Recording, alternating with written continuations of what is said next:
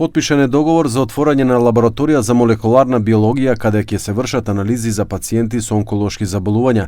Договорот го потпишаа директорот на Фондот за здравствено осигурување Сашо Клековски и деканот на Природно-математичкиот факултет при Универзитетот Свети Кирил и Методи Даворин Трпевски.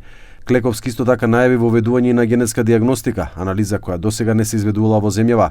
Оваа анализа ќе се користи во инвитро процедурите за да се утврди дали ембрионот е здрав пред да започне процесот на инвитро оплодување. Се зголемуваш успешноста на бременоста, колку е ембрионот поздрав, успешноста на инвитрото е зголемена.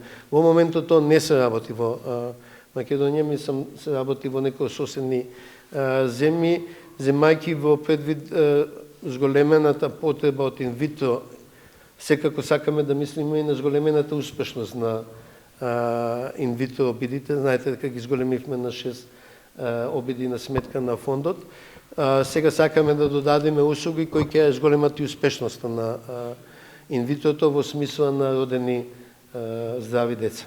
Деканот на Природно-математичкиот факултет Даворин Трпевски изјави дека за прв пат на факултетот ќе се спроведуваат и здравствени активности. За прв пат во својата историја, во своето 80 годишно постоење, покрај научната и образовната дејност која што ја обавува, од денеска, од наредниот период, започнува да обавува и здравствена дејност. Се очекува лабораторијата да започне со работа веднаш по завршувањето на техничките подготовки и набавката на потребните материјали.